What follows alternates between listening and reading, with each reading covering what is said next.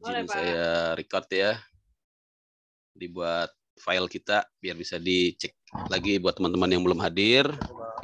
Ya, alhamdulillah kita bertemu lagi. Sudah cukup lama ya, mungkin sekitar 2-3 kali kita tidak bertemu karena libur puasa ya, libur Lebaran, dan juga kemarin pas dengan momen tanggal merah ya. Alhamdulillah kita ketemu lagi. Ini pertemuan kelima ya Bapak Ibu ya. Pertemuan kelima. Tinggal 2 lagi, cepat banget ya. Kita lihat dulu RPS-nya. Kita lihat lagi RPS-nya. Saya mau share RPS, mana dia, ini dia ya. Nah, ini jadi kita pertemuan kelima itu harusnya sudah RPS nomor 10 ya. Ini kelewat ini ya. Jadi ada kemarin karena saya bahas pajak internasional kelamaan ya. Jadi ini untuk pertemuan kelima ini harusnya kita sudah sampai di penagihan dan tindak pidana pajak ya, KUP ya. Jadi untuk rencana saya selesaikan KUP di momen pertemuan sekarang ini ya, KUP untuk pertemuan sekarang dan pertemuan berikutnya lah ya. 2 pertemuan kita selesaikan, KUPA dan KUPB ya. Kalau di brevet itu namanya biasanya KUPA dan KUPB gitu ya. KUPA itu biasanya tentang fase self assessment ya. Nanti fase KUPB di fase official assessment. Nah, apa itu self assessment, apa itu official assessment, ini akan saya jelaskan. Jadi di pertemuan ini kita akan selesaikan di fase self assessment ya, di fase self assessment. Pertemuan berikutnya untuk KUP kita akan selesaikan sampai dengan fase terakhir dari KUP, yaitu fase official assessment, yaitu mulai dari pemeriksaan pajak ya, penelitian, ada juga penelitian ya, pemeriksaan bukti permulaan, kemudian sampai dengan penagihan ya, sampai dengan tindak pidana, sampai dengan penyidikan dan tindak pidana perpajakan itu ya Bapak Ibu. Jadi memang banyak sekali materinya. Untuk yang kedua, untuk yang saat ini kita akan bahas materi self assessment dari KUP, ketentuan umum dan tata cara perpajakan, yaitu mulai dari pendaftaran ya, pelaporan sampai dengan pembayaran ya, sampai dengan pembayaran, pencatatan dan pembayaran ya. Itu ya, baik. Ini kita langsung aja ke materinya. Saya share satu lagi, yaitu jadi saya informasikan bahwa saya sudah membuat modul ya. Modul ini saya share dulu modulnya. Nah ya, belum saya buka ya, modul. Ntar saya buka dulu modulnya. Jadi saya udah buat siapkan modul. Jadi Bapak Ibu, walaupun materinya banyak, tapi sudah ada modul ya. Nah ini ya, saya share modul ya. Nah ini, jadi modul sudah saya siapkan, cukup banyak sih ya, 131 halaman. Jadi nanti untuk UTS ataupun UAS dari modul aja ya, silahkan di searching di modul, jadi nggak kemana-mana. Kalau slide itu hanya untuk bahan tampilan aja ya, untuk bahan tampilan aja, biar interaktif gitu saya buat slide. Tapi untuk materi teman-teman, Bapak Ibu nanti dari modul saja. Kemarin sudah saya berikan 2 modul ya. Yang pertama modul hukum pajak ya, pengantar hukum pajak. Yang kedua modul pajak internasional.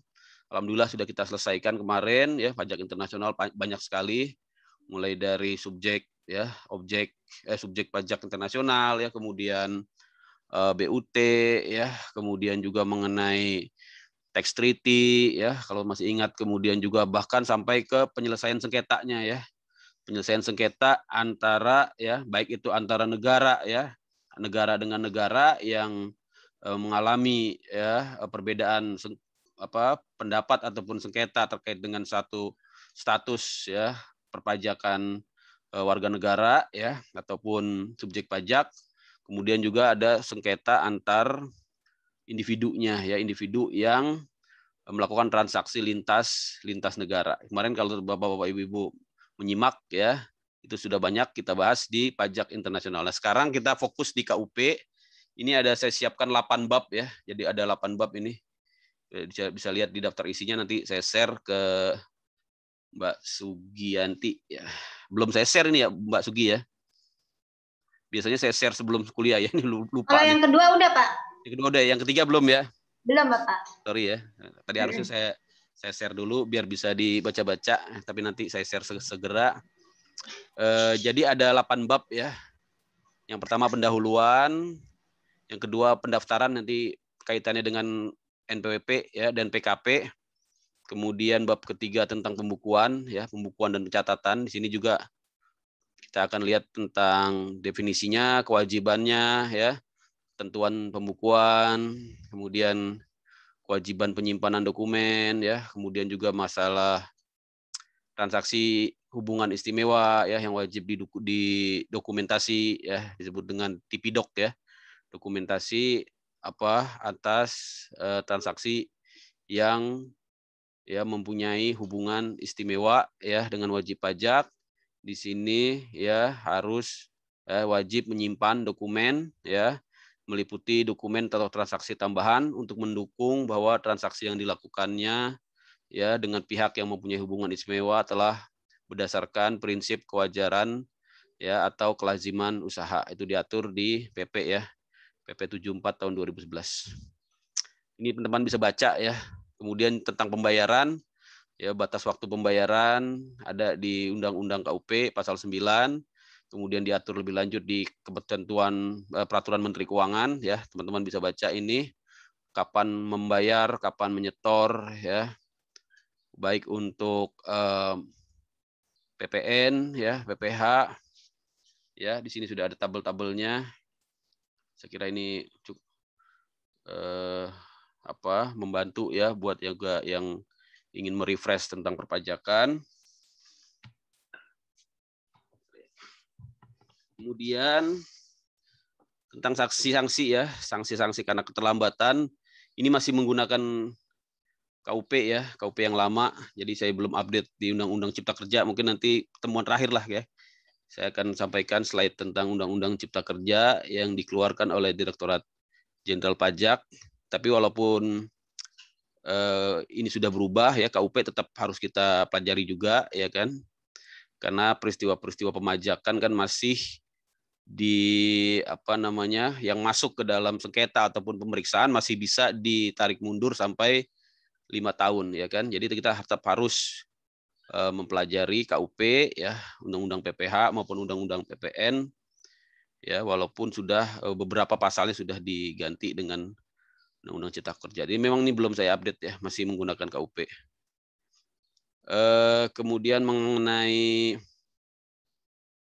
batas waktu pembayaran ini sih bisa dibaca teman-teman ya. Berikutnya bab kelima yaitu tentang pelaporan atau SPT, ini kita nanti akan selesaikan sampai dengan bab 5 ya untuk pertemuan kali ini.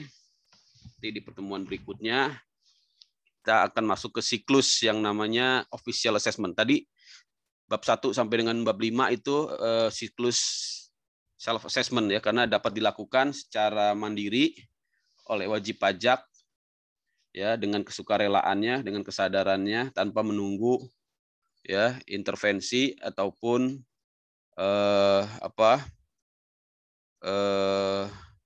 campur tangan dari petugas pajak ya. Tapi kalau sudah masuk ke pemeriksaan, yang ini adalah murni official assessment ya. Artinya di sini sudah tertutup pintu self assessment ya, tapi nanti kita akan lihat ada celah-celah ya kalau kita mau melakukan ya perbaikan data ya atau disebut dengan pembetulan, sebenarnya sudah ditutup ya, kalau sudah diperiksa tidak boleh, tapi ada yang namanya ya pengakuan atau pengungkapan ketidakbenaran, baik ketidakbenaran pengisian maupun ketidakbenaran perbuatan yang mengarah ke pidana ya, nanti dimungkinkan untuk dilakukan ketika masa pemeriksaan, tapi dengan membayar denda ya, tentunya denda agar tidak masuk ke ranah pidana ya. Jadi nanti teman-teman akan lihat di pertemuan kedua. Kemudian juga pertemuan besok juga tentang penagihan pajak, dan terakhir sekali tentang tindak pidana perpajakan dan upaya hukum di lingkungan upaya hukum di bidang hukum pajak ya, di bidang perpajakan, yaitu keberatan ya, banding, pembetulan, ada banyak ya, ada pembetulan ya, pengurangan, penghapusan, pembatalan, keberatan, banding, gugatan, bahkan ada juga yang namanya sanggahan ya. Jadi kalau teman-teman perhatikan ya, jenis upaya hukum di bidang hukum pajak ini tidak hanya keberatan, banding ya, tapi juga ada yang namanya gugatan dan sanggahan ya. Gugatan ini nanti juga diajukan ke pengadilan pajak ya, tapi harus diperhatikan bahwa gugatan ini ya objeknya terbatas ya. Intinya harus dipilah-pilih ya, jangan sembarangan. Karena umumnya kan kita mengajukan upaya hukum gugatan ya di peradilan umum. Tapi kalau di hukum pajak ini gugatan itu hanya atas ini nih ya. Surat paksa ya, surat perintah melakukan penyitaan ya. Kemudian keputusan pencegahan, keputusan yang berkaitan dengan pelaksanaan keputusan perpajakan selain pasal 25 dan 26. Jadi harus diingat ya, selain yang pasal 25 dan 26 ini maksudnya keberatan ya. Jadi kalau sudah masuk ke ranah keberatan, jangan lagi masuk ke ranah gugatan. Nah, ini harus pintar-pintar memilihnya. Nanti juga saya kasih contoh putusannya yang sudah ada ya, seperti apa itu upaya hukum. Saya kira itu ya teman-teman ya. Jadi kita langsung aja tadi flashback tentang modul. Ini teman-teman nanti akan saya kasih, jadi bisa pelajari di situ ya. UAS dan UTS juga paling saya ambil dari situ ya. Nggak susah lah saya kira ya. Yang penting ngikutin aja perkuliahan. Ya, sudah 20 orang nih alhamdulillah ya. Jadi ini ya dari modul ya. Kita langsung aja ke pendahuluan. Jadi kita kan KUP ya. KUP itu apa sih? Ketentuan umum dan tata cara perpajakan ya. Jadi sudah beberapa kali diubah ya. Yang terakhir diubah tentunya dengan Undang-Undang Cipta Kerja ya. Diawali di tahun 1983 ya. Kemudian diubah berkali-kali ya. Di antaranya di tahun 2007 ya. Kemudian di tahun 2009 ya. Kemudian juga terakhir sekali di tahun 2020 ini ya, dengan adanya Undang-Undang Cipta Kerja. Jadi kedudukannya apa KUP ini, teman-teman bisa lihat di modul.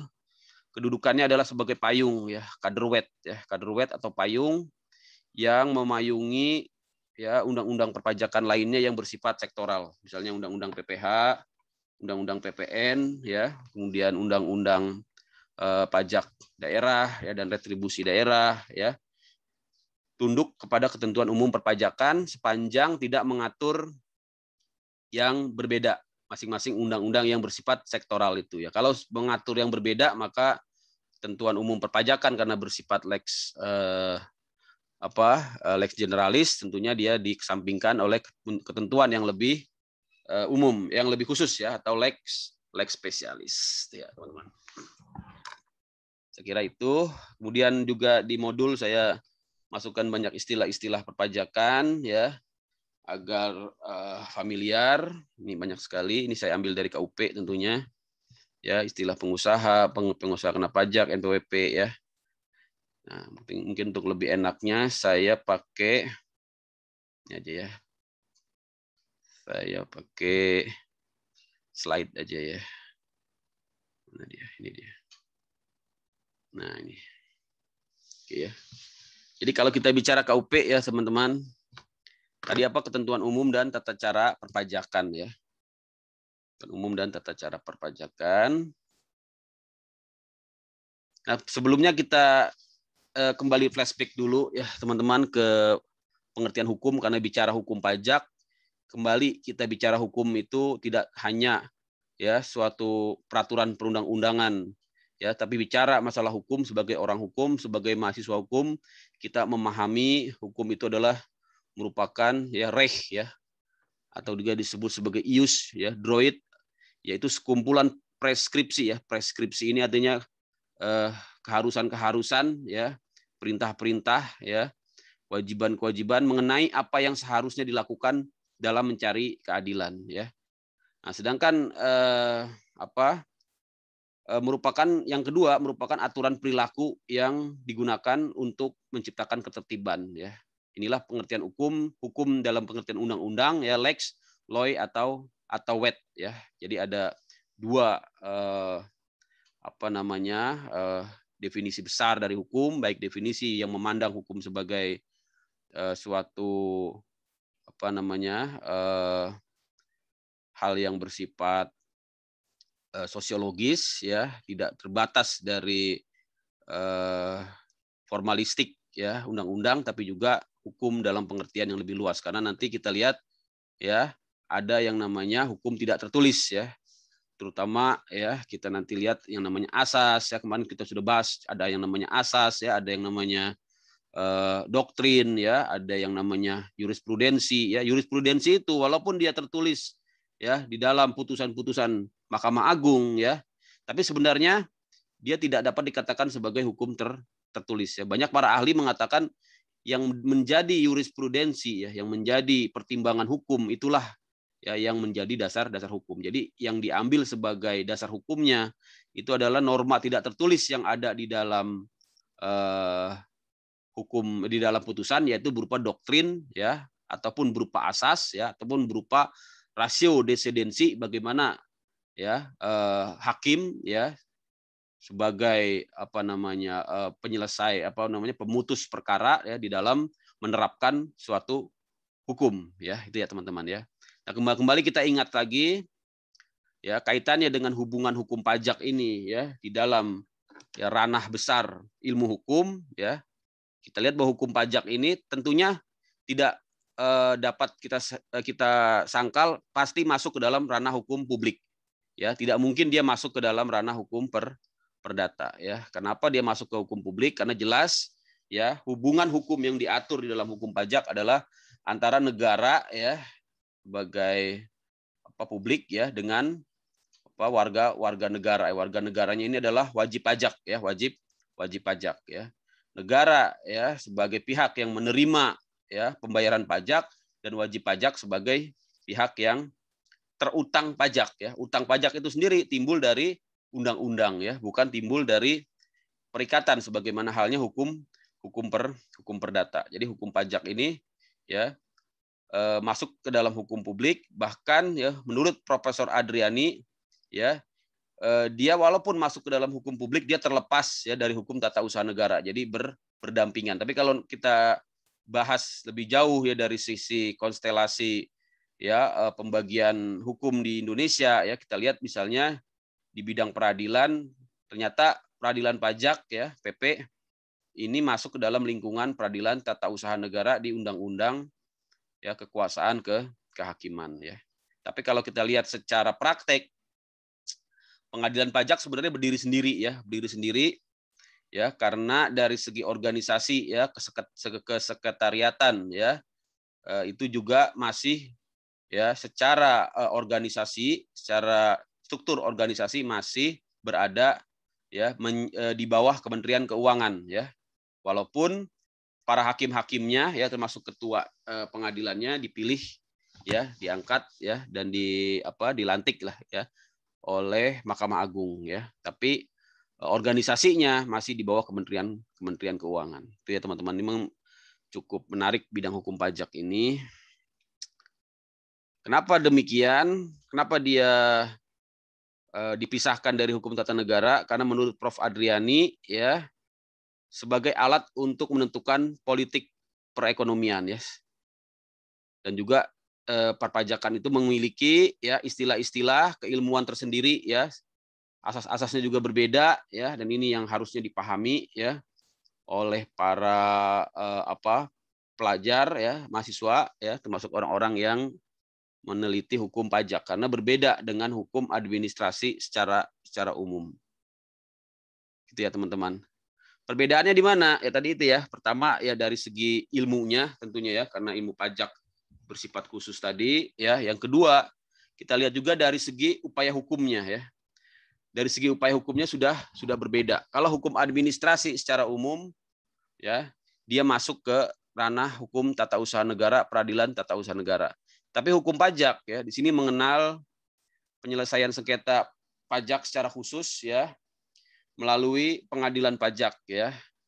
Tapi sebelum masuk ke pengadilan pajak, ya, wajib pajak untuk mencari keadilan harus menempuh dulu yang namanya upaya hukum dalam internal Direktorat Jenderal Pajak, ya, berupa pembetulan keputusan, pengurangan sanksi, ya, atau penghapusan, pengurangan atau pembatalan ketetapan, pembatalan hasil pemeriksaan atau SKP hasil pemeriksaan, dan keberatan, ya. Jadi ada 5, ya.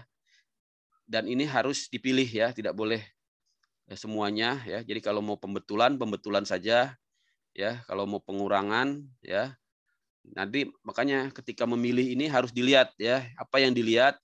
Yang paling penting adalah materinya ya, atau disebut juga ya fundamentum petendi ya, atau alasannya lah gitu ya. Alasan ya. Kenapa sih kita melakukan upaya hukum, keberatan apa sih? Kalau kita merasa karena kesalahan dari petugas pajak salah menghitung ya, atau kesalahan karena salah menerapkan peraturan, salah menerapkan norma, nah itu cukup dengan pembetulan saja ya. Karena kita pada dasarnya sudah merasa setuju dengan pokok materinya, hanya terdapat kekeliruan ya yang tidak bersifat material. Kalau sudah bersifat material, misalnya karena kesalahan dasar pengenaan pajaknya ya, kesalahan ya penerapan pasalnya gitu ya, kesalahan ya koreksi, kesalahan penghitungan, maka kita masuk ke ranah materi, ini masuk ke ranah keberatan. Itu ya teman-teman ya. Kemudian masuk ke banding, gugatan khusus di pengadilan pajak, tapi tetap ya nanti akan bermuara di MA ya, dalam bentuk peninjauan kembali ya. Tapi tidak bisa dilakukan upaya hukum kasasi ya ataupun banding ke peradilan sesudah pengadilan pajak ya. Langsung peninjauan kembali sebagai upaya hukum luar biasa ke Mahkamah Agung. Itu ya yang membedakan. Nah, kemudian kembali yang perlu teman-teman pahami, yang kita pelajari di KUP adalah hukum pajak formal ya. Ini ya, hukum pajak formal ya, mulai dari ya pendaftaran, pembukuan, pemeriksaan, penagihan ya, hak dan kewajiban wajib pajak, penyidikan sampai ke sanksi administrasi. Ini akan kita selesaikan semuanya dalam 2 pertemuan ini. Mungkin nanti ya terakhir sekali kita akan masuk ke hukum pajak materialnya.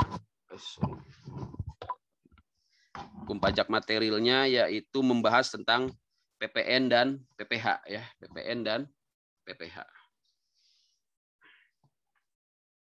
Untuk sekarang kita selesaikan hukum pajak formilnya. Itu ya teman-teman ya.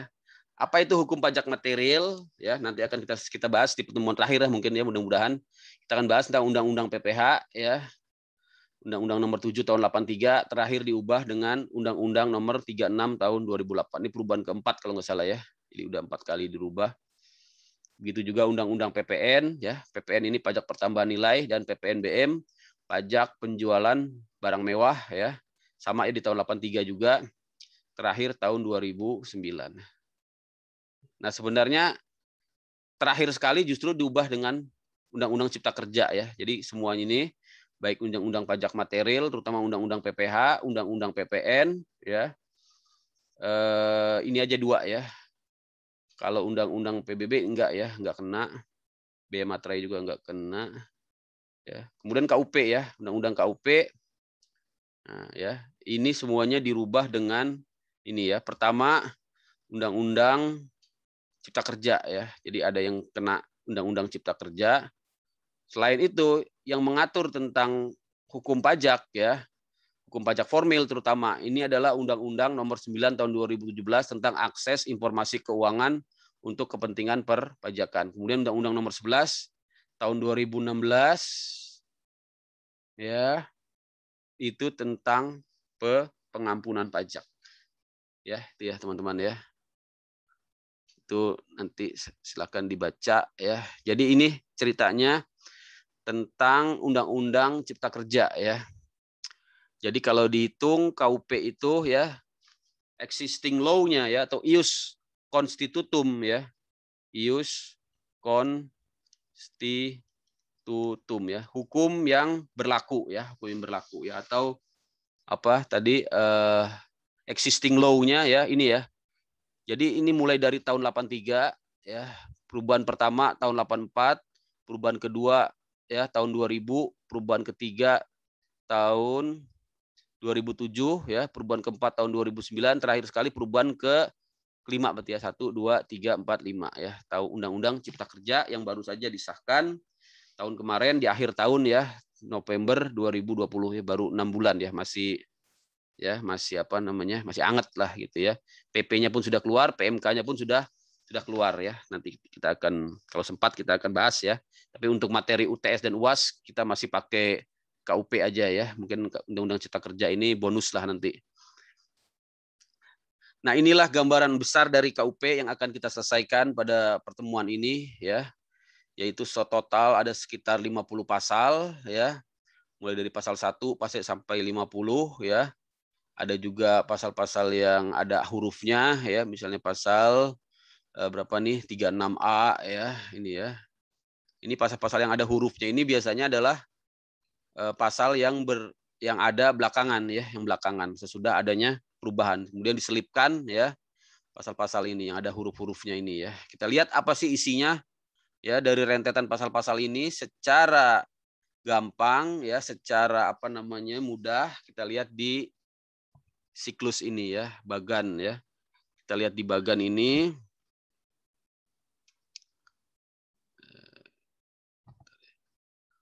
Jadi di sini kita lihat misalnya dari nomor 1 dulu ya, dari nomor 1 ini ya. Dimulai dari pengertian subjek dan objek pajak ya. Jadi kalau kita baca KUP ya di ketentuan umum ya, itu akan mendefinisikan tentang subjek dan wajib pajak ya, definisi wajib pajak ya. Nah, kemudian melangkah ke ya nomor 2 ya, yaitu tentang apa tadi? Nah, ini ya. Pasal 2 tentang NPWP ya, definisi NPWP dan definisi PKP. Jadi teman-teman bedakan antara NPWP dan PKP. Kalau NPWP ya itu nanti kaitannya ya dengan identitas ya, identitas wajib pajak ya yang digunakan sebagai ya nomor identitas, dan juga NPWP juga nanti ya kaitannya dengan pajak penghasilan ya, pajak penghasilan ya. NPWP juga kaitan dengan pajak penghasilan karena yang memiliki NPWP dia wajib untuk membuat pelaporan pajak dalam bentuk SPT tahunan pajak penghasilan ya. Apa syarat-syarat NPWP nanti kita akan lihat ya di slide berikutnya. Intinya adalah NPWP itu sebenarnya ya, NPWP itu yang diberikan kepada subjek pajak yang sudah memenuhi syarat ya, syarat objektif. Jadi syarat objektifnya apa? Syarat objektif sudah memiliki penghasilan ya. Karena dia kalau belum memiliki penghasilan dan penghasilannya itu di atas penghasilan tidak kena pajak, dia belum dikatakan sebagai wajib pajak. Maka dia sebenarnya tidak wajib untuk memiliki NPWP ya. Tapi yang terjadi di kita ya, dan itu memang dimungkinkan walaupun belum memiliki penghasilan dapat diberikan NPWP ya. Biasanya ini karena dengan kebutuhan administrasi ya, seperti misalnya mau melamar kerja ya, mau membuka rekening ya, mau kredit ya, atau namanya mau dicantumkan di dalam akta ya karena mendapat hibah ya, atau mendapat apa namanya warisan ya. Nah, maka dibutuhkan NPWP ya. Padahal dia belum punya penghasilan ya, dia belum punya penghasilan, belum menjadi wajib pajak. Itu teman-teman ya. Berikutnya di KUP kita akan lihat siklus berikutnya yang namanya pembukuan. Jadi ini masih dalam siklus self assessment ya, masih dalam siklus self assessment atau pelayanan mandiri ya, pelayanan mandiri self assessment ya. Pelayanan mandiri lah gitu ya. Pemenuhan kewajiban secara sendiri ya, tidak membutuhkan intervensi ataupun campur tangan dari petugas pajak.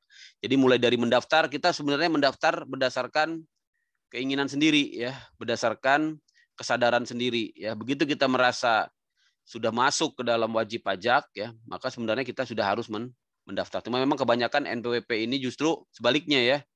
Sebelum timbul kewajiban dia sudah mendaftar ya, karena adanya tadi kebutuhan administrasi ya, itu memang dimungkinkan ya. Tapi memang nanti konsekuensinya ya harus buat SPT ya, walaupun nanti ya SPT-nya mungkin nihil ya, atau SPT yang SS yang sangat sederhana ya, tidak ada kolom penghasil, tidak mengisi penghasilan, hanya mencatat apa namanya harta ya, harta kekayaan. Itu ya teman-teman ya. Pembukuan masih dalam siklus self assessment. Jadi ada pembukuan, ada pencatatan. Nanti kita lihat ya, pencatatan itu ya hanya untuk orang pribadi ya. Kalau badan dia sebenarnya wajib pembukuan, tapi dimungkinkan juga ya untuk membuat pencatatan apabila dia omsetnya ya kurang dari 4,8 M atau UMKM dan dia menggunakan ya penghasilan final ya, artinya menggunakan fasilitas yang diberikan negara terhadap UMKM yang belum ya mencapai omset 4,8 M setahun, dia bisa menggunakan penghitungan pajak PPh final ya, 0,5% saja dikali dengan omsetnya. Maka dia tidak perlu pakai pembukuan karena hanya cukup mencatat omset ya. Karena pembukuan ini fungsinya untuk ya mencatat semua ya, biaya-biaya terutama ya, biaya-biaya, keuntungan ya. Kemudian juga aset-aset ya. Nanti kita lihat ya. Sehingga nanti diketahui besarnya pajak terutang di akhir tahun ya melalui mekanisme rekonsiliasi fiskal antara pembukuan komersil dengan ketentuan perpajakan. Itulah yang kalau menyelenggarakan pembukuan ya. Jadi memang lebih complicated tentunya ya, lebih complicated. Makanya dikasih kemudahan untuk perusahaan-perusahaan yang startup lah gitu ya, yang masih UMKM dalam jangka waktu 7 tahun, tapi ya tidak boleh lama-lama ya. Nah, selama 7 tahun dia diperbolehkan untuk menggunakan fasilitas UMKM berdasarkan PP ini ya, PP 23 ya, PP 23 tahun 2018 ya. Sekarang justru dengan adanya Covid ini sudah tidak perlu bayar lagi ya, malah PPh-nya ditanggung pemerintah, istilahnya ditanggung pemerintah ya. Jadi cukup laporan nihil aja gitu ya. Gitu ya teman-teman ya. Kemudian masih berlanjut ya, sesudah melakukan pencatatan pembukuan masuk ke pembayaran ya. Jadi membayar juga bayar sendiri ya. Membayar sendiri ya, kecuali pembayaran yang bersumber dari official assessment ya, yaitu yang bersumber dari pemeriksaan pajak atau penelitian pajak ya, setelah diterbitkan SKP ataupun STP. Tapi kalau sebelum ada pemeriksaan harus melakukan pembayaran sendiri ya, tergantung dari jenis pajaknya ya. Untuk pajak-pajak final ya, tentunya pada saat ya terjadinya transaksi ya, misalnya ketika melakukan ya pengalihan ya tanah atau bangunan ya, menjual lah gitu ya, menjual tanah dan bangunan, di situ terkena pajak final ya, PPh pasal 42. Nah, itu ada jangka waktunya ya, dia harus segera melakukan pembayaran ya, saya lupa ya. Intinya sih tidak terlalu lama lah itu ya, setiap bulan ya, tidak sampai lewat dari bulan tersebut. Nanti teman-teman bisa lihat di modul ya, kapan terakhir bayarnya untuk PPh pasal 4 ayat 2 misalnya ya, untuk PPh yang final ya, termasuk juga untuk PPh sebagai pemotong ya ataupun pemungut ya, itu harus juga melakukan pembayaran ya ke kas negara sesuai dengan jatuh temponya. Karena kalau sampai dengan jatuh tempo tidak dibayar, ini akan timbul yang namanya sanksi administrasi ya. Sanksi administrasinya itu berupa denda 2% per bulan ya, dari sejak saat jatuh tempo pembayaran itu ya teman-teman ya. Nah, kemudian sesudah pembayaran juga melakukan pelaporan ya dalam bentuk SPT ya. Kita lihat ada macam-macam, ada SPT massa untuk PPN ya. Oh ya, tadi PPN belum ya. Jadi selain NPWP, kita juga kenal yang namanya PKP ya, pengusaha kena pajak. Ini khusus untuk PPN ya teman-teman. Itu ya. Jadi ini siklusnya. Nanti silakan teman-teman lihat saja. Kemudian terakhir melakukan pelaporan. Nah, ini merupakan pertanggungjawaban wajib pajak atas pajak-pajak yang sudah dibayar ya. Dan juga pertanggungjawaban terhadap pajak-pajak yang belum dibayar. Nanti akan dilakukan ya rekonsiliasi ya fiskal dari pembukuan komersil di ya dilakukan koreksi dengan ketentuan perpajakan, misalnya kaitan dengan biaya-biaya ya di pembukuan yang seharusnya tidak dibiayakan ya, karena yang dapat dibiayakan di pasal 6 Undang-Undang PPh hanya terbatas kepada 3M itu ya, 3M ya, yaitu biaya-biaya untuk memelihara ya dan menagih 3M lupa ya, memelihara, menagih 3M, ada yang ingat? Intinya tidak semua biaya itu ya. Tidak semua biaya, karena kan kalau dibiayakan semua nanti habis penghasilan ya, tidak ada yang bisa dipajaki ya, hanya terbatas kepada 3 jenis biaya ya, yaitu biaya memelihara, menagih, apa satu lagi lupa ya. Nanti silakan lihat, nanti kita pelajari di PPh ya, ada tuh modulnya juga udah saya siapkan ya, cuman kadang-kadang suka lupa saking banyaknya. Itu ya teman-teman ya. Nah, terakhir sekali teman-teman, sesudah pelaporan ini selesai, maka di sini tugas wajib pajak sudah selesai dan dimulailah tugasnya pemeriksa pajak ya, petugas pajak atau fiskus ya. Nah, kita sebut fiskus ya. Di sini berlaku yang namanya official assessment ya, official assessment atau penilaian ya, assessment ini penilaian ya, penilaian oleh petugas ya, oleh official. Bagaimana caranya? Yaitu melakukan pemeriksaan ya. Sebenarnya tidak hanya pemeriksaan, nanti ada juga yang namanya penelitian ya. Ada juga yang namanya penelitian. Apa bedanya pemeriksaan dan penelitian? Kalau pemeriksaan ini dilakukan dengan ya kunjungan ke perusahaan ya, atau pemeriksaan lapangan istilahnya ya, pemeriksaan lapangan. Kalau penelitian ini hanya di kantor saja ya, dengan menggunakan data-data yang tersedia ya. Produknya pun berbeda ya. Kalau pemeriksaan ini nanti akan menghasilkan produk yang namanya SKP ya teman-teman, SKP, surat ketetapan pajak.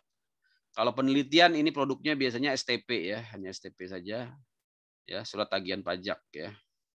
Karena dia hanya menagih ya hal-hal yang bersifat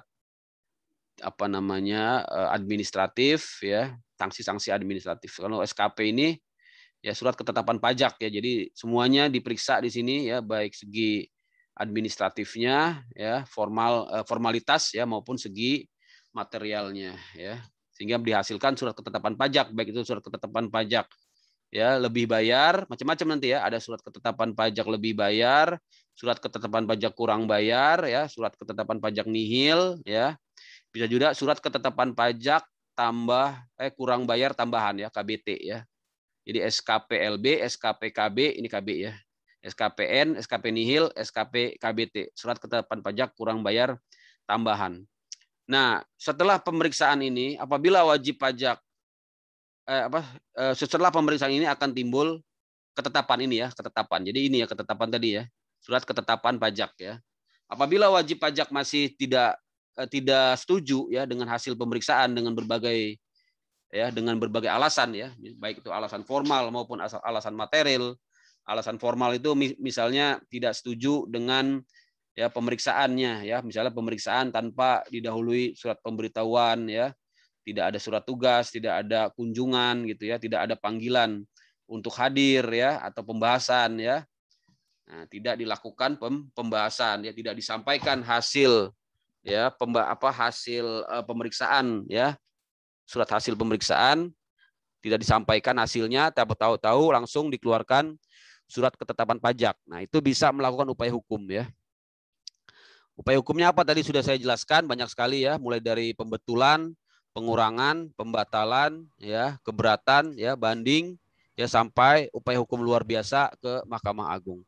Kalau upaya hukum ini tidak dilaksanakan, maka surat ketetapan pajak ini akan menjadi inkrah ya.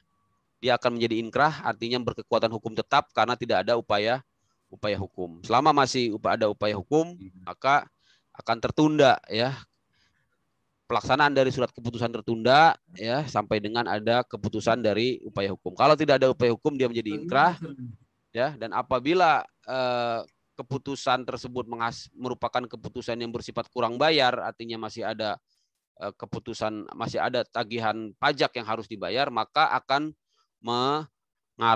akan dilanjutkan dengan penagihan pajak apabila tidak dilunasi sampai dengan jatuh tempo ya. Jatuh temponya itu adalah 30 hari ya sejak surat ketetapan pajak. Penagihan pajak ini apa? Jadi merupakan ya upaya untuk memastikan ya utang pajak terlunasi ya. Caranya bagaimana? Dimulai dengan surat teguran ya, surat teguran, kemudian surat paksa ya, surat perintah melakukan penyitaan SPMP sampai dengan lelang ya. Bahkan ada tindakan tambahan yaitu yang namanya penyanderaan dan ya pemblokiran ya, penyanderaan, pemblokiran ataupun pencegahan ya. Jadi itu merupakan wilayah penagihan pajak. Jadi memang sangat sangat keras sekali ya tata cara penagihannya. Bahkan nanti kalau kita bahas siapa-siapa saja orang yang bisa dijerat dengan penagihan pajak itu sangat luas ya, karena di definisi penanggung pajak nanti teman-teman akan lihat itu mengandung perluasan makna. Tidak hanya wajib pajak, termasuk juga wakilnya, wakilnya ya. Nah ini yang mungkin agak-agak ngeri-ngeri sedap, karena definisi wakil itu kalau dia perusahaan tentu adalah pengurus ya. Bahkan nanti kalau kita lihat lagi di slide-slide berikutnya, tidak hanya pengurus ya, bahkan orang yang nyata-nyata mengendalikan perusahaan, dia akan menanggung beban pajak ya.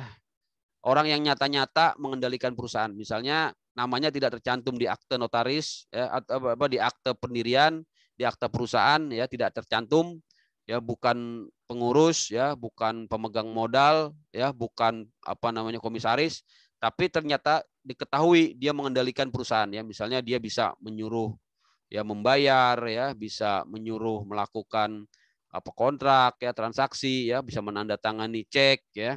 Nah, itu dia nanti akan termasuk pihak yang menanggung beban utang pajak. Nanti saya kasih contohnya ya, ada contohnya seorang komisaris ya kok bisa ya dikenakan upaya penagihan pajak sampai dia digizeling, sampai dia di gizeling itu apa? Di sandera ya. Nanti saya kasih putusannya ya, ada itu ya. Jadi biar teman-teman tahu ya, karena lebih baik tahu tentunya ya, daripada tidak tahu ya.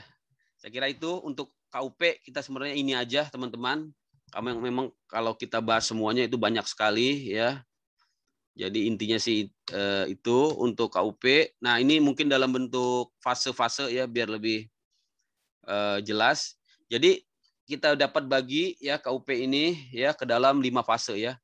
Yang pertama adalah fase timbulnya hak dan kewajiban ya. Jadi kalau kita bicara ya timbulnya hak dan kewajiban, baik itu ya hak atas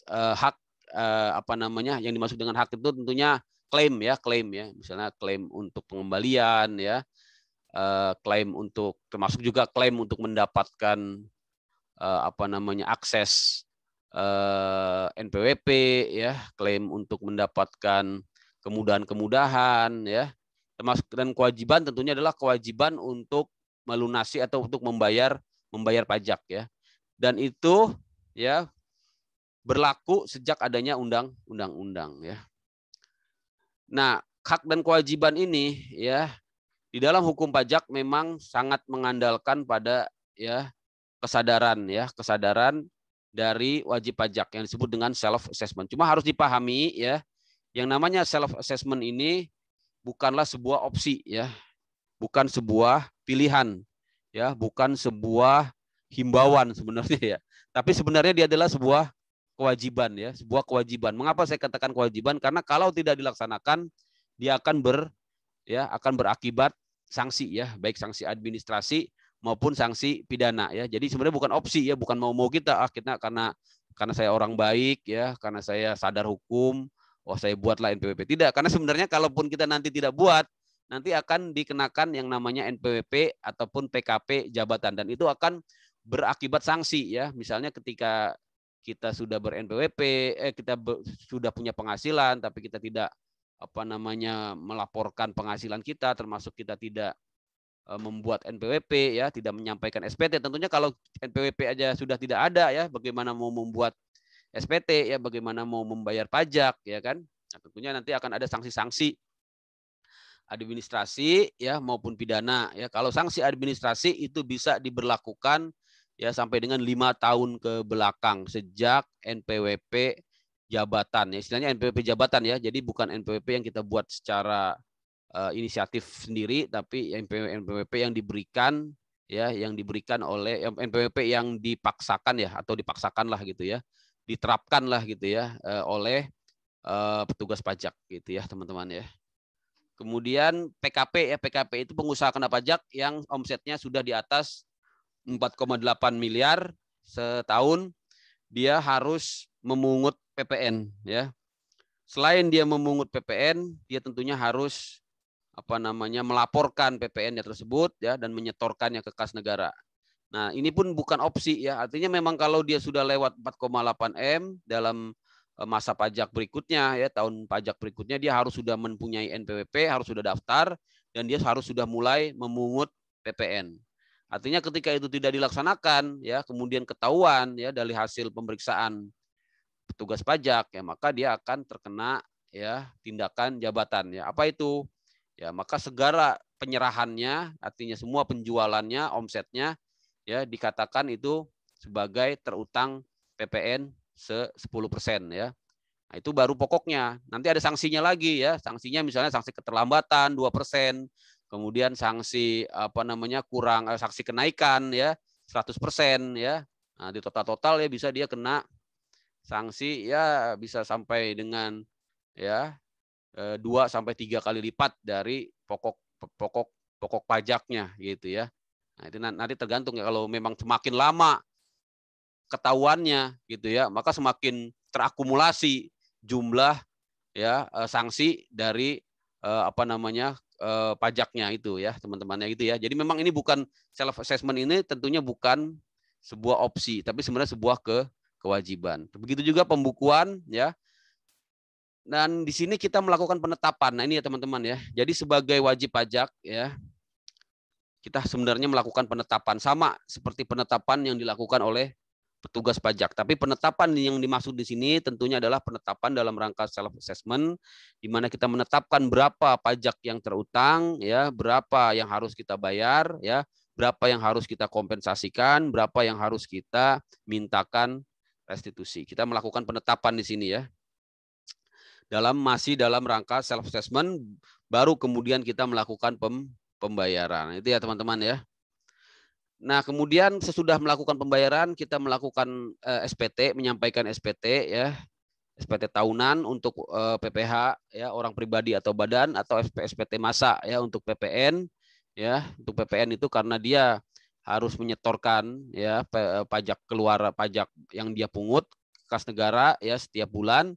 Kemudian dia juga bisa mengkreditkan ya pajak-pajak yang dia dipungut oleh lawan transaksinya atau disebut pajak masukan, sehingga nanti yang disetorkan ke kas negara adalah selisih antara pajak keluaran dan pajak masukan. Nah, kemudian apakah SPT ini diperiksa?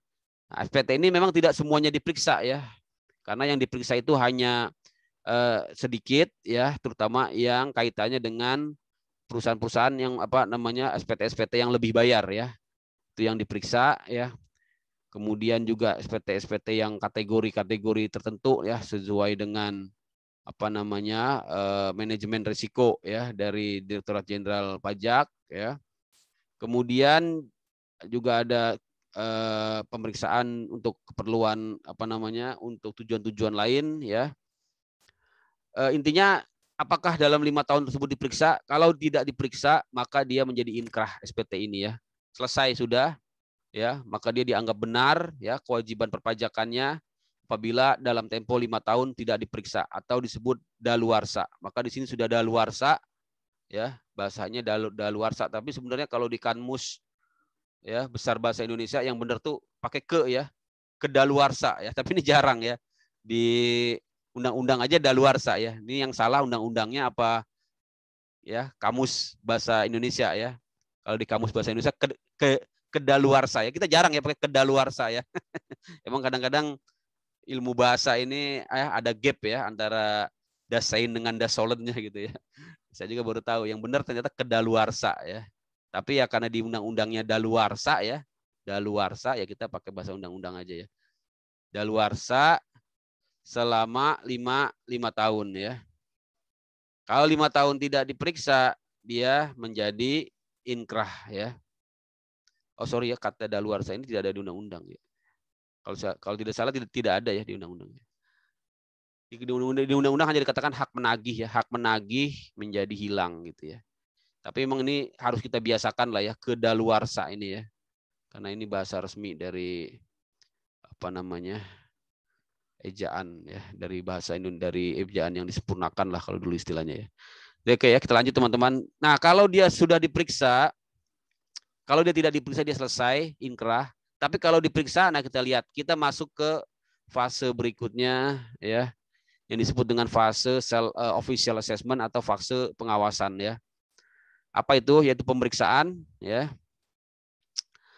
Apa saja produk dari pemeriksaan ini ya, yaitu ketetapan pajak tadi sudah saya jelaskan ya jenis-jenisnya. Kita setuju nggak dengan penetapan pajak? Kalau kita setuju ya maka selesai inkrah. Yang inkrah apa? Ketetapan pajaknya inkrah ya. Dia langsung bisa dieksekusi. Kalau dia kurang bayar ya harus dilunasi. Kalau dia lebih bayar ya akan dikembalikan. Kalau dia nihil ya tentu tidak ada apa namanya, tidak ada proses penagihan ataupun pengembalian ya. Kalau tidak setuju, nah kita akan masuk ke fase berikutnya ya, yang disebut fase apa ini? Fase sengketa ya, fase sengketa di keberatan. Tidak hanya keberatan sebenarnya ya, karena tadi ada banyak ya, ada keberatan, ada apa tadi? Pengurangan ya, ada keberatan, pembetulan ya, pengurangan ya, pengurangan, pembatalan ya, pengurangan, pembatalan ya, baik sanksi administrasi maupun ketetapan pajak ya. Kemudian nanti masuk lagi ke yang namanya gugatan ya. Nah, jadi atas keberatan ini akan timbul surat keberatan, surat keputusannya. Kalau tidak diterima ya akan masuk ke ranah yang berikutnya yaitu fase penyelesaian sengketa itu ya teman-teman ya. Kalau setuju dia langsung ingkrah sama ya, dan kalau tidak setuju masuk ke banding dan gugatan ya. Jadi ada dua ya, ada banding dan gugatan. Itu ya teman-teman ya, ini kita sudah selesaikan untuk KUP. Jadi ini hanya saya kasih konsep luasnya aja ya, tapi nanti mungkin sedikit lagi ini karena sudah jam 5 ya. Jadi saya share aja nanti modulnya ya, teman-teman bisa baca. Kemudian slide-nya juga saya udah siapin banyak banget ya, slide. Saya buka satu-satu lah ya. Mulai yang pertama dari yang pertama pendaftaran dulu ya. Untuk pendaftaran ini teman-teman bisa lihat ya. Ntar saya share ulang lagi. Ini memang materinya banyak ya teman-teman ya. Pendaftaran mana? Teman-teman belum keluar dia. Ntar ya. Pendaftaran. Ini dia.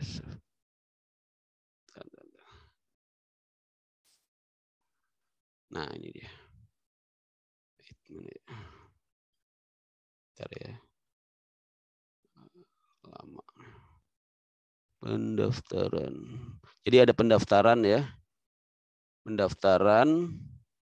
Kemudian pelaporan. Ya, pembayaran. Nah, ini yang pendaftaran ya, teman-teman. Saya share. Mana dia? Nah, ini dia ya. Pendaftaran ya. Pendaftaran ini yang dimaksud dengan pendaftaran itu adalah NPWP dan PKP ya. Ini saya mungkin kita bahas sedikit ya. Nah, ini tadi ya siklus KUP ya, sama dengan yang tadi ya. Ini gambarnya sama ya. Jadi untuk pendaftaran itu kita masuk di sini ya, teman-teman, NPWP ya. Ada NPWP dan juga ada PKP ya. Nah, untuk kita memahami pendaftaran kita harus ingat lagi yang namanya wajib pajak ya. Dari definisi wajib pajak dalam KUP itu lebih luas ya daripada definisi wajib pajak yang ada di Undang-Undang PPH. Karena kalau di Undang-Undang PPH yang dimaksud dengan wajib pajak itu hanyalah orang yang memiliki syarat ya syarat objektif, yaitu memiliki penghasilan atau sebagai pembayar pajak ya. Tapi kalau di Undang-Undang KUP ya, definisi wajib pajak ini lebih luas atau dikatakan sebagai definisi wajib pajak secara luas, yaitu tidak hanya menyangkut pembayar pajak ya, tapi juga pemotong pajak ataupun pemungut pajak gitu ya. Nah, jadi memang di sini memungkinkan ya orang-orang ya wajib apa yang tidak memiliki penghasilan, yang tidak membayar pajak, tapi dia tetap menjadi wajib pajak. Wajib pajak dalam hal melakukan wajib potong ataupun wajib pungut gitu ya. Misalnya siapa ya? Misalnya untuk perusahaan ya, bendaharawan gitu ya, bendaharawan ya kan. Walaupun bendaharawan itu penghasilannya ya masih di bawah PTKP ya mungkin saja ya, karena memang gajinya kecil ya, perusahaannya juga ya masih baru gitu ya. Sebenarnya dia belum ya membuat NPWP untuk dirinya pribadi, tapi karena statusnya sebagai pemotong pajak ya, nah, maka dia apa namanya diwajibkan untuk NPWP ya, gitu ya teman-teman ya. Begitu juga untuk badan ya, badan-badan yang tidak membayar pajak, ya, misalnya yayasan-yayasan ya, badan-badan amal ya. Tapi kan dia juga memotong ya ketika dia menyerahkan ya kekayaan penghasilan kepada karyawan ya atau pemberi kerja sebagai pemberi kerja ya, dia wajib memotong yang namanya PPh pasal 21 itu ya teman-teman ya. Jadi yang perlu diperhatikan di sini, ini sudah kita bahas panjang lebar kemarin di pajak internasional ya, apa saja subjek pajak orang pribadi ya, yaitu ya, dan juga badan ya. Ini intinya dua ini ya, sebagai wajib pajak sebagai subjek pajak yang sebenarnya yang asli lah gitu ya. Nah, dua ini sebagai subjek pajak pengganti ya, atau subjek pajak turunan lah gitu. Kenapa saya katakan pengganti atau turunan? Warisan ini sebenarnya ya adalah objek pajak ya. Sebenarnya dia objek bukan subjek ya. Tapi karena subjeknya sudah meninggal ya, yaitu orang yang memiliki kekayaan tersebut sudah meninggal ya, dan harta peninggalannya belum dibagi atau warisannya belum dibagi, sedangkan terhadap harta warisan itu masih harus dipajaki ya. Misalnya rumah, tanah ya yang dikontrakkan, disewakan gitu ya, di situ menghasilkan penghasilan ya. Nah, tidak semata-mata karena orang yang meninggal kemudian penghasilannya menjadi tidak bisa dipajaki. Nah, selama dia belum dibagikan warisannya, nah maka nanti ya pemajakannya diwakilkan oleh ahli warisnya ya. Jadi tetap ahli warisnya tanggung jawab ya terhadap apa harta warisan yang ditinggalkan tersebut ya. Makanya orang bingung kan, warisan kan bukan objek pajak. Iya, warisan bukan objek pajak, tapi ini warisan yang belum dibagi gitu ya. Makanya harus segera dibagi ya. Ketika dibagi memang dia tidak ada pajaknya, tapi nanti atas penghasilan yang timbul dari warisan itu tetap harus dipajaki, tapi sudah berpindah tentunya ya pelaksanaannya, pemenuhan kewajibannya kepada si ahli warisnya. Itu ya teman-teman ya. Bentuk usaha tetap kemarin sudah kita bahas panjang lebar, sudah paham semua kira-kira teman-teman ya. Jadi dia sebenarnya adalah subjek pajak luar negeri ya yang melakukan kegiatan usaha di Indonesia ya, banyak sekali kegiatan usahanya kemarin kita sudah lihat, maka dia sebenarnya diperlakukan seperti subjek pajak badan dalam negeri, tapi sebenarnya dia dimiliki oleh subjek pajak luar negeri ya. Kemarin kita sudah lihat ya contohnya di Drogba itu ya, kalau masih ingat. Jadi ini ya. Jadi harus dibedakan antara subjek pajak luar negeri dan subjek pajak dalam negeri, dan inilah yang dapat NPWP ya, subjek pajak dalam negeri. Kalau subjek pajak luar negeri dia tidak dikasih NPWP. Intinya sih itu ya. Jadi subjek dalam apa sih yang membedakan subjek pajak dalam negeri dikenai PPh ya dari penghasilan di Indonesia dan di luar Indonesia atau worldwide income ya. Worldwide income. Kalau subjek pajak luar negeri ya dia tidak dikenakan pajak ya atas penghasilan di luar Indonesia, dia hanya dikenakan penghasilan dari Indonesia saja dalam bentuk pemotongan ya PPh ya. PPh pasal 226 ya. Kemudian dihitung dari brutonya ya. Kalau subjek pajak dalam negeri dihitung dari netonya. Harus dicari dulu PHKP-nya ya. Penghasilan kena pajak. Penghasilan kena pajak ini adalah penghasilan neto ya. Penghasilan neto ya dikurangi dengan ya biaya-biaya yang diizinkan ya menjadi penghasilan kena pajak. Nanti tinggal dikalikan dengan tarif umum ya, tarif pasal 17 ya, tarif pasal 17 Undang-Undang PPH ya yang sekarang adalah 23 ya. 22 ya. 22% untuk tahun 2021 ya. Tahun 2022 nanti turun lagi jadi 20%. Sedangkan untuk badan yang terbuka ya yang yang ada di bursa saham ya dia mendapatkan lagi pengurangan 3%. Jadi tarifnya bisa turun sampai 8, 19 dan 17% ya karena dikurangkan lagi menjadi 3%. Untuk orang pribadi tarifnya bermacam-macam ya sesuai dengan lapisan penghasilannya mulai dari 5% ya sampai dengan 30% ya. Sekarang wacananya akan dinaikkan lagi sampai 35%. Itu ya teman-teman untuk orang pribadi ya.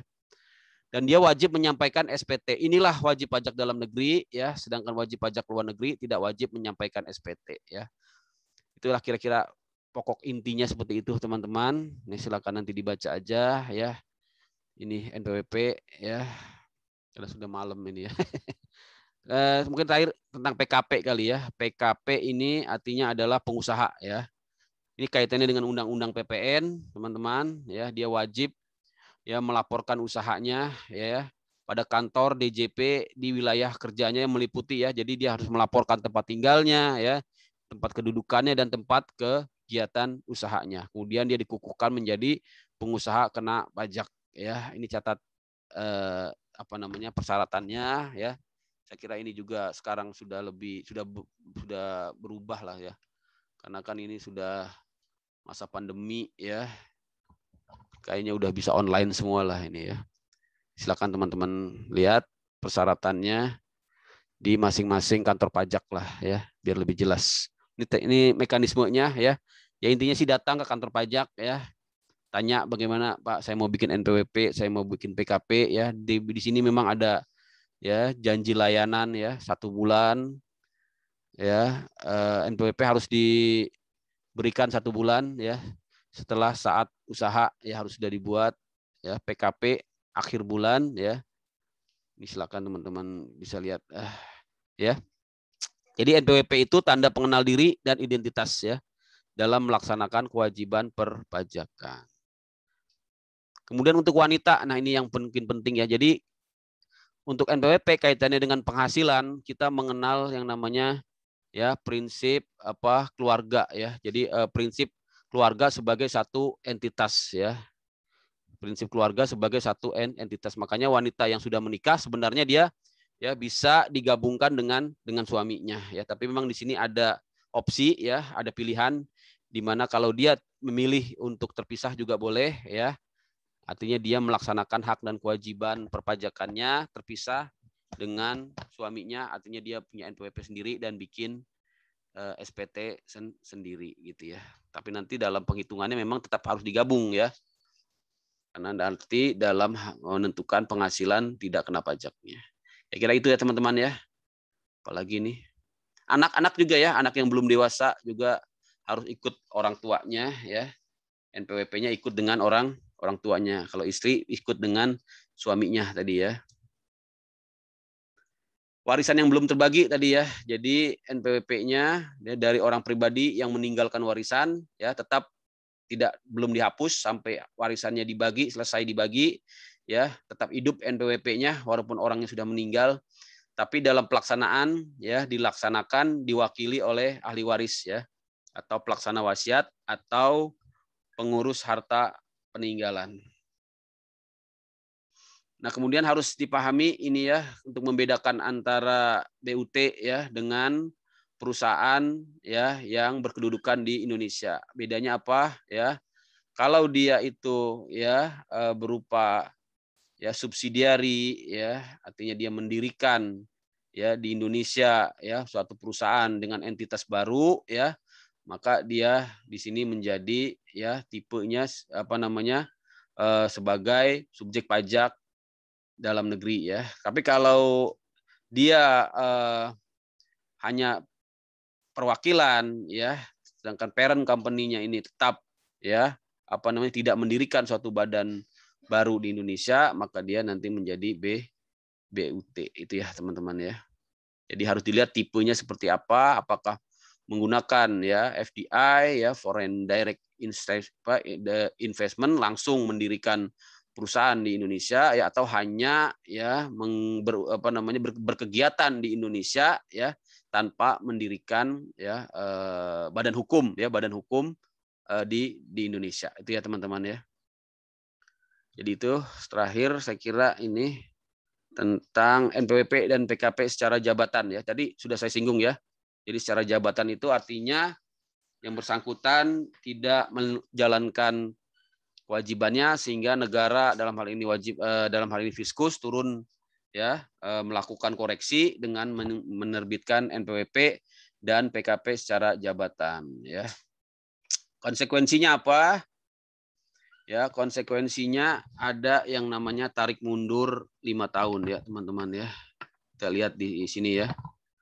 Jadi paling lama 5 tahun sebelum diterbitkannya NPWP dan atau dikukuhkannya sebagai PKP ya, maka di situ ya dimulai kewajiban perpajakannya dimulai sejak saat wajib pajak memenuhi persyaratan ya subjektif ataupun objektif ya. Jadi selama paling lama 5 tahun sebelum ya diterbitkannya NPWP dan dikukuhkan sebagai NPWP, maka kewajiban perpajakannya ya tetap dapat ditagih ya. Ya, teman-teman ya. Dan plus sanksi tentunya ya. Yang paling ngeri yang masalah PPN ya. Tapi kita lihat di Undang-Undang Cipta Kerja sudah ada relaksasi ya. Jadi untuk PPN tidak semuanya ditagih, tapi hanya ditagih 20% saja ya, karena yang 80%-nya dianggap sebagai PPN masukan ya. Jadi sudah ada kebijakan di Undang-Undang Cipta Kerja dalam rangka tentunya ya mendorong investasi dan juga kemudahan bagi masyarakat untuk mematuhi ketentuan perundang-undangan gitu ya, teman-teman. Ini cara penghapusan saya bisa dibaca aja. Kemudian keputusan penghapusan saya kira sudah bisa ya. Baik, ini mengenai SPT ya. SPT saya kira ini panjang ya, mungkin sedikit aja ya. SPT ini artinya adalah surat ya yang digunakan oleh wajib pajak untuk melaporkan apa ya, perhitungan pembayaran ya. Jadi yang dilaporkan perhitungan ya, pembayaran, kemudian juga melaporkan objeknya ya, objek pajak dan bukan objek pajak ya. Kemudian juga melaporkan harta ya dan kewajibannya ya. Jadi multifungsi ya teman-teman ya. Kemudian kewajiban mengisi SPT ya. Kewajiban mengisi SPT ini ya di pasal 3 ayat 1 ya Undang-Undang KUP harus benar, lengkap dan jelas ya. Syaratnya 3, benar, lengkap dan jelas. Ini kira-kira bisa dibaca ya. Nah, mungkin yang paling penting apa di sini untuk ya wajib pajak yang mendapatkan izin Menteri Keuangan menyelenggarakan pembukuan ya dengan bahasa asing ya. Dan intinya sih SPT harus dengan bahasa Indonesia ya. Tapi untuk pembukuan dapat menggunakan bahasa asing dan mata uang selain rupiah ya. Nah, tetap untuk SPT-nya wajib dalam bahasa Indonesia ya. Tapi mata uang selain rupiah bisa ya, bisa menggunakan mata uang selain rupiah. Tapi bahasa tetap bahasa Indonesia. Tapi harus izin Menteri Keuangan. Ini silakan di penandatanganan SPT saya kira tidak terlalu penting. Nah, ini yang paling penting ya. Jadi kapan ya waktunya untuk SPT masa ya tanggal 20 lah ya. Paling lama 20 hari setelah akhir masa pajak ya. SPT masa ya, SPT masa PPN ya. SPT masa PPH juga ada ya, PPH pasal 21, PPH pasal 23 ya, pasal 26, 25. Pasal 25 udah nggak ada lagi kayaknya ya, SPT 25. Saya rasa sudah tidak ada ya. Karena ketika membayar membayar PPH 25 itu sudah dianggap sebagai pelaporan juga. Jadi nanti silakan dicek lagi. Untuk SPT tahunan ya, SPT tahunan ini 3 bulan ya untuk OP ya. Jadi sebenarnya tidak harus bulan Maret ya, tergantung dari masa ya tahun bukunya ya. Tapi memang lazimnya adalah 3 bulan ya, 3 bulannya itu bulan Maret ya, dan untuk PPH wajib pajak badan ya 4 bulannya itu adalah bulan April ya teman-teman ya. Apa ini? Wajib pajak orang pribadi tertentu ya. Wajib pajak kriteria tertentu ya. Jadi ini ada yang memang diberikan semacam kemudahan-kemudahan ya. Jadi untuk mencapaikan SPT masa sekaligus ya. Ini saya kira bisa ini tidak terlalu penting ya. Dibaca aja. Kemudian apa nih? Perpanjangan jangka waktu penyampaian SPT ya. Juga silakan. Surat teguran ya apabila tidak disampaikan SPT-nya ya penilaiannya. Nah ini ya. Bagaimana SPT tersebut dianggap tidak disampaikan apabila tidak ditandatangani ya, kemudian tidak sepenuhnya dilampiri keterangan, menyatakan lebih bayar tapi disampaikan lebih dari 3 tahun sesudah berakhirnya tahun pajak. Jadi kalau SPT lebih bayar ya harus disampaikan ya maksimal 3 tahun sesudah berakhirnya masa pajak karena ada daluarsa 5 tahun ya. Sedangkan Direktorat Jenderal Pajak harus memeriksa selama 1 tahun. Jadi kalau diajukan lebih dari 3 tahun itu akan merugikan ya akan merugikan Direktorat Jenderal Pajak karena dia tidak bisa lagi melakukan pemeriksaan. Akibatnya ya Undang-Undang Pasal 3 Ayat 7 ini menyatakan untuk SPT lebih bayar harus diajukan maksimal 3 tahun sesudah berakhirnya masa atau tahun pajak ya teman-teman ya. Kemudian SPT disampaikan setelah pemeriksaan. Nah, ini tidak bisa ya karena nanti ini sangat penting sekali. Kalau sudah di pemeriksaan dia selesai, SPT-nya tidak boleh lagi dilakukan penyampaian dan juga tidak dapat dilakukan pembetulan kecuali tadi yang namanya pengungkapan ketidakbenaran. Kita akan lihat di sini saya kira langsung aja ya. Ini apa nih? Banyak. Nanti teman-teman baca aja ya, silakan ya. Untuk SPT tahunan yang menyelenggarakan pembukuan ya harus menyampaikan hal-hal yang yang diharuskan ya. Oke. Bukti penerimaan SPT ya. Nah, ini kalau terlambat ya dendanya 500.000 untuk SPT masa ya. 100.000 untuk SPT lainnya ya. 1 juta untuk SPT PPH badan ya dan 100.000 untuk orang pribadi. Jadi denda ya. Tapi ini jangan dianggap sepele gitu ya karena kan kita lihat kita kan cuma 100.000, udahlah nggak usah buat SPT, biar aja didenda 100.000. Karena kalau 100.000-nya aja sih oke, tapi kan kalau kita tidak buat SPT ya, nah nanti kemudian kita diperiksa ya, kita tidak lagi mempunyai ya dasar untuk melakukan ya pembuktian ya. Misalnya ketika kita diperiksa harta kekayaan kita ya, ini kok banyak ya, tapi Anda tidak pernah buat SPT, nanti dimasukkan ya harta yang kita peroleh itu sebagai pembelian ya, sebagai penghasilan gitu ya. Nah, nanti bisa saja ya akhirnya dikenakan kurangan pajak ya, dianggap sebagai pajak penghasilan yang belum dibayar ya, karena ditemukan ya harta kekayaan yang tidak dilaporkan di dalam SPT. Nah, itu ya makanya ya. Hanya lebih baik ya buat aja gitu ya. Saya kira itu ya teman-teman. Untuk SPT mungkin besok kita akan lanjut lagi. Ini karena sudah sore ya, udah 5:30.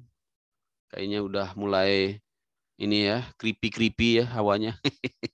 Kayaknya masih ada yang di kantor nih ya, Bu siapa nih? Bu Azizah ini ya, Pak Ahmad ya luar biasa nih. Pak Ahmad Supriyadi ini semangat sekali ya. Gimana Pak? Lancar Pak Ahmad? Alhamdulillah. Alhamdulillah ya, Pak Dirar ya. Ini nanti saya share ininya ya. Pak, saya Pak minta ya modulnya. Mungkin kalau saya terangin semuanya ya. Kering juga nih leher saya. Baik, ada yang mau didiskusikan atau yang ditanyakan teman-teman? Tentang kita baru sampai SPT berarti ya. SPT pembayaran sih sudah ya. Kita anggap sudah aja lah ya. Memang sudah sih. Sudah saya sampaikan modulnya, materinya ya. Besok kita masuk ke penagihan ya, pemeriksaan penagihan, kemudian kita masuk juga ke tindak pidana perpajakan ya. Sekarang kita sudah anggap selesai tentang KUPA ya, yaitu sesi self assessment. Gimana? Ada yang mau didiskusikan lagi, Bapak Ibu? Ada Pak. Sementara belum Pak. Belum ya? Baca dulu. Siap. Nanti saya share ya ke Mbak Sugianti ya. Materinya banyak sih itu materinya. Baik, terima kasih teman-teman. Kalau tidak ada yang ingin didiskusikan. Oh, ada Pak ini ya, Pak Gabriel ya. Ada pertanyaan? Oh, nggak ada. Iya Pak. Ada Pak? Iya, ini boleh. diskus saja Pak. Boleh. Misalnya kita tidak melaporkan pajak. Ya. Iya Pak. Tidak melaporkan pajak. Perusahaan. Halo. Putus Pak. Suaranya. Misalnya kita perusahaan itu tidak ada proyek, kita tidak lapor pajaknya. Itu apa sanksinya Pak? Non efektif. Tidak ada proyek berarti tidak ada kegiatan Pak ya. Tidak ada kegiatan, tidak ada pemasukan ya. Baiknya non efektif aja Pak, daripada nanti kena sanksi apa namanya tadi itu ya. Sanksinya sih emang 500.000 aja ya, 500.000 karena tidak melaporkan SPT sih. Ya syukur-syukur emang benar-benar tidak melaporkan itu dan tidak ada potensi pajak gitu ya. Nah, tapi kalau saran saya segera aja lapor ke KPP terdekat minta NE. Kalau non efektif itu kan nggak perlu diperiksa. Kalau dia mencabut NPWP kan diperiksa kan, NE aja Pak, non efektif. Jadi dia nggak perlu buat SPT. Oh, berarti denda aja Pak ya? Tidak ada hitungan lain ya? Enggak, kalau SPT sih tetap Pak. Denda itu kan karena terlambat aja Pak. Tapi kan nanti. Maksudnya hitungan lainnya dasarnya dari mana Pak? Kan kita tidak ada pendapatan. Perusahaan lagi tidak ada pendapatan. Ya, kalau secara normatif benar-benar tidak ada pendapatan sih ya kemungkinan besar cuma denda aja Pak. Cuman kan orang pajak biasanya panjang Pak pikirannya Pak. Karena definisi penghasilan itu kan luas sekali Pak. Nanti kita masuk ke PPH ya. Kadang-kadang yang kita anggap bukan penghasilan ya dianggap pajak penghasilan juga Pak. Misalnya kita dapat harta, dapat apa gitu kan. Dapat hibah, dapat hadiah ya kalau kita tidak melaporkan di SPT itu sebagai apa jenis harta yang memang tidak masuk ke dalam objek pajak, nanti masuk di apa tidak dapat kita membuktikan ya di pemeriksaan ya nanti akhirnya itu dianggap sebagai penghasilan Pak. Nah, itu Pak. Itu Pak Gabriel ya.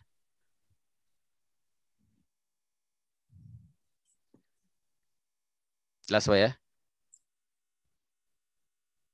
Yang lain?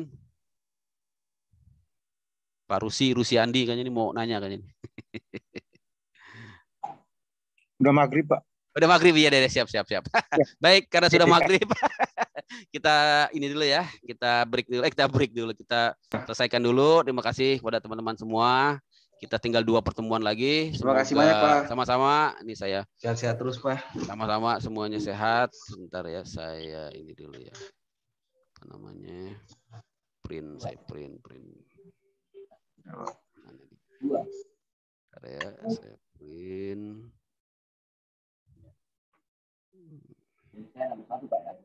Bang Sukra.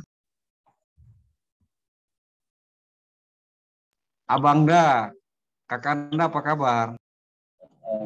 Alhamdulillah lagi kurang sehat nih Bang. Oh, nanti kalau diminta kirim.